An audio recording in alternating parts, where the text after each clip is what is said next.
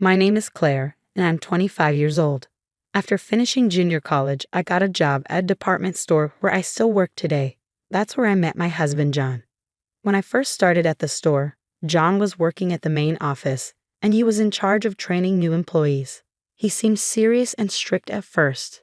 He always kept a close eye on us, and whenever he walked by, I felt nervous. But when it came to work, John was amazing. He knew his job well and gave perfect instructions. He was really good at teaching, and I learned a lot from him. I thought of him as a reliable boss, even though we didn't seem to connect personally at first. I never imagined we'd end up married. One day, I made a big mistake at work that caused a huge loss for the company. I was only 20 at the time and didn't know how to handle such a big failure. I thought quitting was the only way to make up for it. John came to my rescue. He showed up at my house while I was taking a break from work and encouraged me. "You're still new here, so it's normal to worry. That's what I'm here for, to help you grow. A person who doesn't fail can't learn or get stronger. I'll take responsibility for you. Don't let this stop you. Get back on your feet and do your job with pride." I broke down in tears. Thanks to John's kind words, I was able to return to work. From that day on, I started seeing him as more than just my boss. I worked hard to improve and earn his respect. Seeing me try so hard, John praised me in front of everyone, and it made me even more motivated. Within 2 years, I became the top performer at the store. I spent more time working closely with John, and we got to know each other better. Eventually, he told me he had feelings for me, and we started dating. 3 years later, he proposed, and we got married. I never expected to marry John, but life works in surprising ways. After getting married, we bought our first house together with a mortgage loan.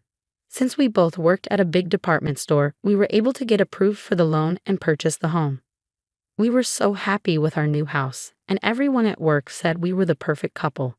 They even joked about being jealous of us.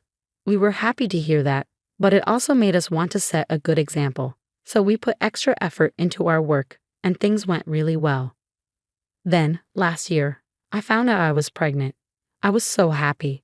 I had the loving husband I always wanted, and now we're going to have a child. I felt like everything in my life was perfect, but there was one problem: my job. I had been working at the department store for 5 years, and I had just been promoted to store manager. It was an important job, so I wondered if I should quit to focus on the pregnancy. I felt guilty about it. My morning sickness was getting worse, and I was running out of time to decide.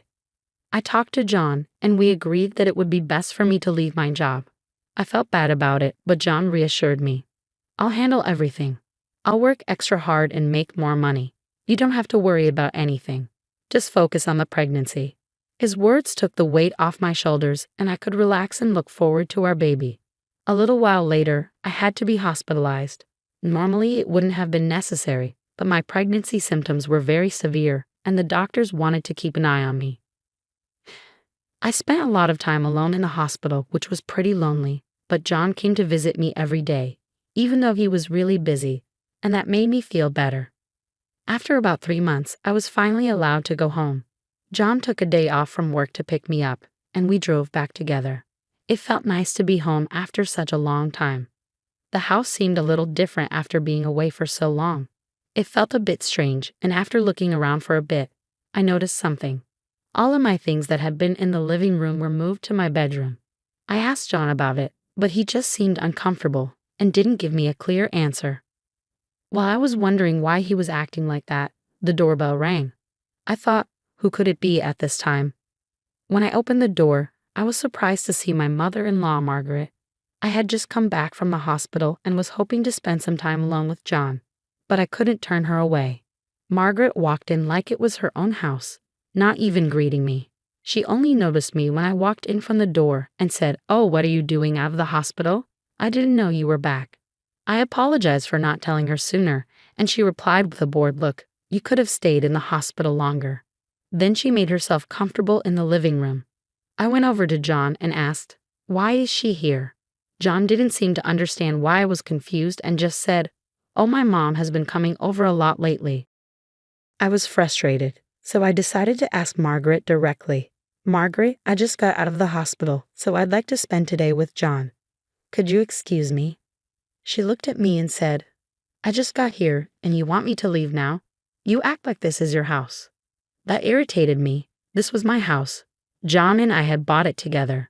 Margaret must have seen me frown because she added, "What's that look for? This is your house, but it's also ours. Do you understand?" I was confused and didn't understand what she meant, so I asked, "What do you mean?"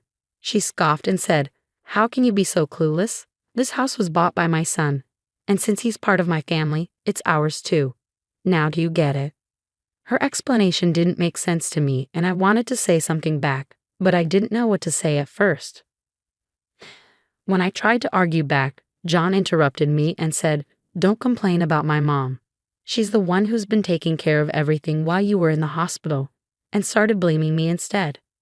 I didn't say anything more, even though I wasn't happy with what they said. I didn't want to get sick again and end up back in the hospital, and I knew that Margaret had been helping John while I was gone. After that, Margaret kept coming to our house every day to do chores. I didn't like it, but I decided not to say anything because by the time I reached my last month of pregnancy, I would need to rest more, and I have to let Margaret help with the housework. It was stressful having her there all the time, but finally, when I was about to be hospitalized again, I thought I'd be free from the situation. One day, as I was getting ready to go to the hospital, Margaret arrived earlier than usual. When I opened the door, I was shocked. Margaret stood there with a car full of luggage behind her. "What's all this luggage for, Margaret?" I asked. She replied tiredly, "It's our stuff to move in here."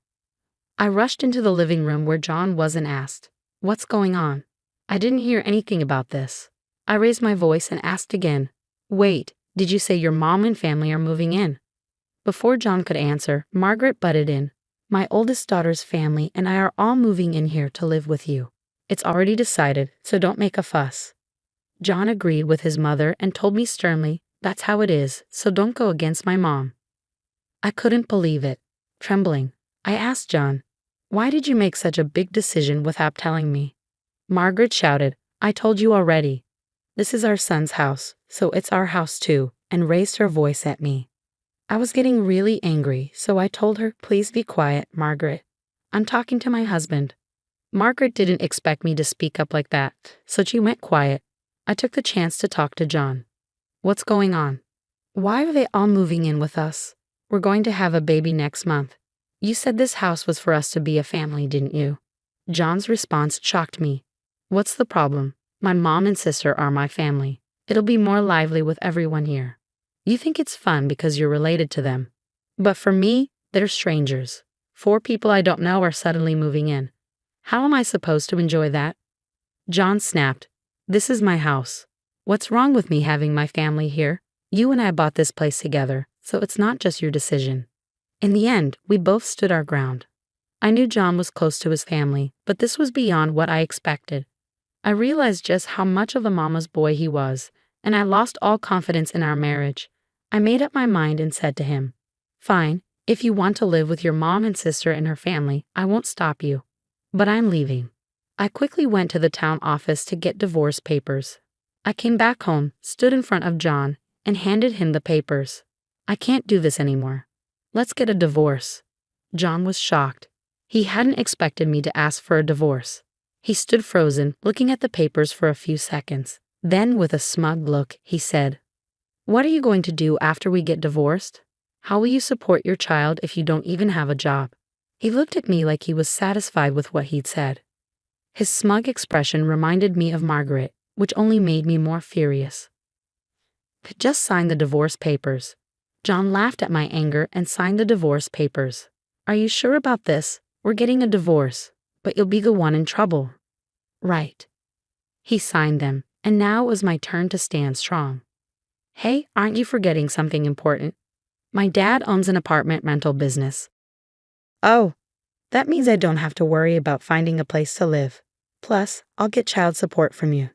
Oh, and if you or your family keep living in this house, you'll have to pay me half of its value."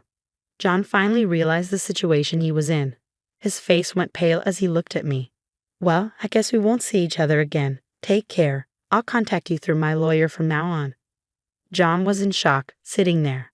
Margaret, who had been listening, seemed to understand that John would have to pay a lot of money. She froze with packages in her hands. I ignored them both and left the house. After that, the divorce was finalized, including property division and everything. My dad let me live in one of his nicer spare rooms just for me and my child. Thanks to the money from the divorce, I didn't need to work after the baby was born, which meant I could spend lots of time with my little one. The baby was so sweet, and I enjoyed every moment with him. As for John, I heard an interesting story from a former colleague at my old department store. Apparently, John had been living in the house with Margaret and his sister's family, but things weren't going well. His sister's kids were noisy, and both Margaret and his sister were spending too much money, which caused a lot of stress. John was also tired from work and became really depressed. He started making mistakes at work and was eventually moved to a department with little work to do. To make things worse, the pay in that department was lower, and his life got even harder. He deserved all of it. On the other hand, after 2 years of spending time with my child, I got a job at another major department store because of the experience I gained. The pay was about the same, but I could finish work earlier, so I had no problem picking up my child. Now I'm working hard and doing my best to raise my wonderful child. I'm proud of myself for deciding to divorce John because I realized I could raise my child on my own without him. Thanks for watching until the end. Please subscribe to our channel. See you in the next video.